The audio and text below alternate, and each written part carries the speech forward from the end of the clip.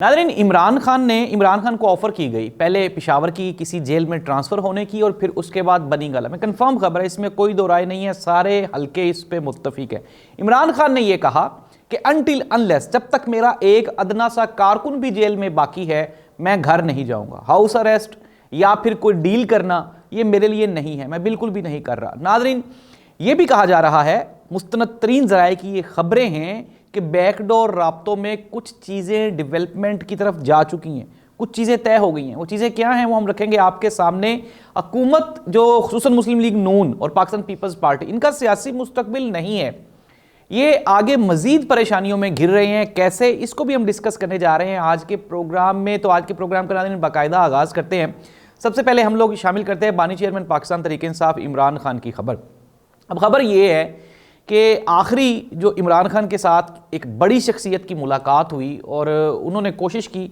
अच्छा, एक चीज़ तो ये है, please make your self very clear कि चीज़ें हो रही हैं, डिस्कस हो रही हैं। जो बंदा ये कहता है, इस चीज़ को नून लीग भी मानती है कि अली अमीन गंडापुर, मोहसिन नकवी, फैसल वावडा और फिर दूसरे जो फैक्टर्स हैं वो बातचीत वाले बैकडोर राब्ते कंटिन्यू हो चुके हैं।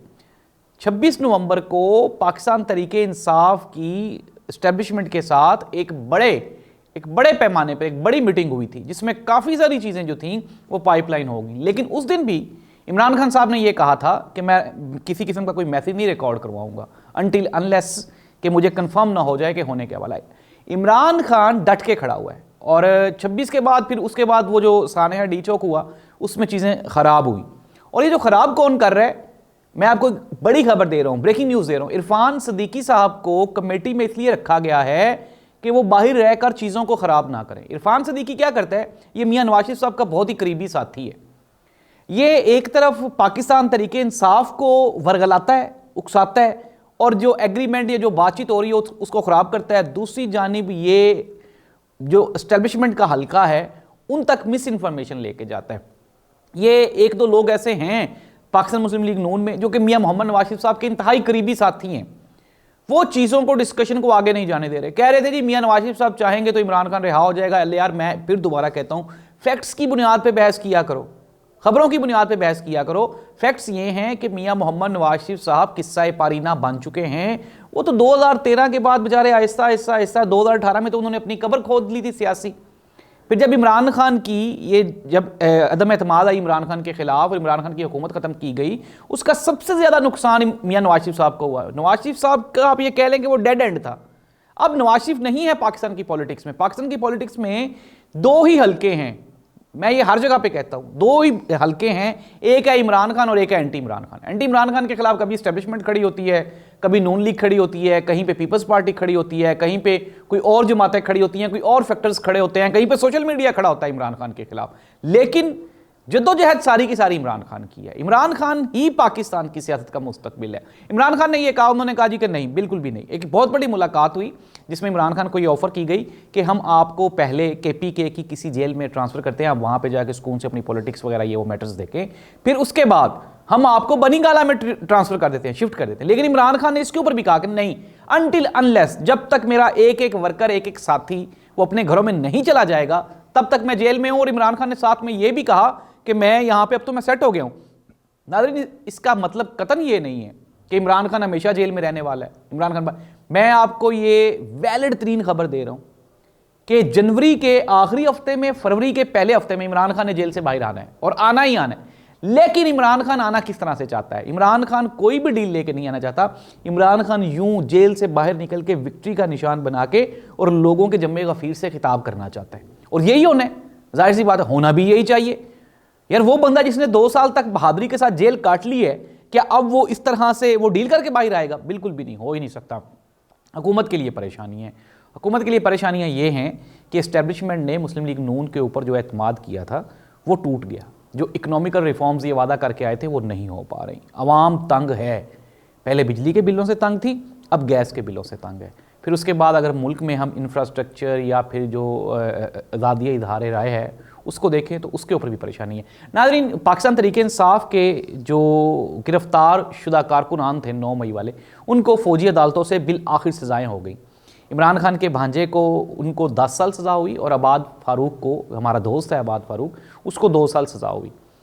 अनडाउटेडली ये चीज़ें नहीं होनी चाहिए थी। लेकिन मैं अब आपको बताता हूँ फैक्ट्स क्या हैं। फैक्ट्स ये हैं कि फॉर एग्जांपल अब आप आबाद फ़ारूक की बात करें। आबाद फ़ारूक अप्रोक्सीमेटली कोई 2 साल के करीब हो गए वो बंदा कस्टडी में है, जेल में है, सज़ा काट रहा है।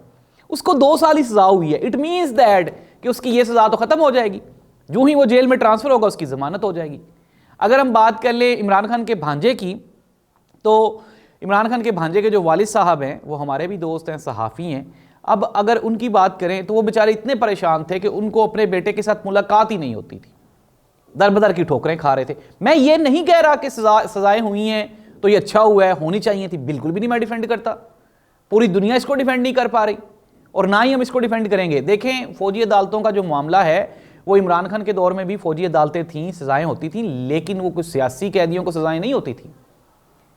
ये जो फौजी अदालतें हैं ये इसलिए बनाई गई थी कि पाकिस्तान में जो खुदकश हमले होते थे, जो इंटरनेशनल जो पाकिस्तान के दुश्मन थे, उनको सजाएं दी जा सकें। क्योंकि हमारे ही जो सुप्रीम कोर्ट, हाई कोर्ट या दूसरे जो लोअर कोर्ट्स थे वो इन कैदियों को, इन मुजरिमों को जल्दी सजाएं नहीं देते थे। हमारा प्रोसेस स्लो था, इसलिए हमने क्या किया कि हमने फौजी अदालतें बनाई। But it doesn't mean that कि आप अब इसको अपने सियासी मुखालफिन के लिए इस्तेमाल करें। मैं बिल्कुल भी इसको डिफेंड नहीं करता, ना ही मैं कर सकता हूँ, ना ही मैं कहीं पर करूँगा।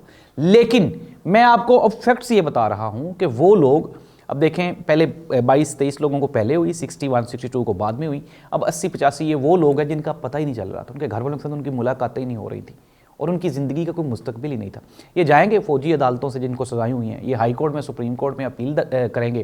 फिर उसके बाद एक और भी बयान चल रहा है आजकल के जनरल आसिम मुनीर साहब कि ये उनकी है, जिस तरह वो कहते हैं ना कि उनका ये इस्तेहकाक है कि वो जिसको चाहेंगे उसकी सज़ा माफ़ कर सकेंगे। ये अपील करेंगे ये लोग और इनकी सज़ाएं माफ़ हो जाएंगी। मैं फिर दोबारा ये कह रहा हूँ, काइंडली आप चीज़ों को ना वो कर देते हैं, गुडमुड कर देते हैं। आपको ये लगता है कि शायद मैं कहीं और जा रहा हूँ या कुछ और कह रहा हूँ, नहीं, बिल्कुल भी नहीं, ऐसा कोई बात नहीं है। मैं फैक्ट्स बयान करने की कोशिश कर रहा हूँ और मैं आपको ये बता रहा हूँ, बुरी बात है, ये इंतहाई दुख हुआ है, अफसोस हुआ है, पूरी दुनिया में कोई अच्छी इसका मैसेज नहीं गया हमारी फौजी अदालतों की सज़ाओं का।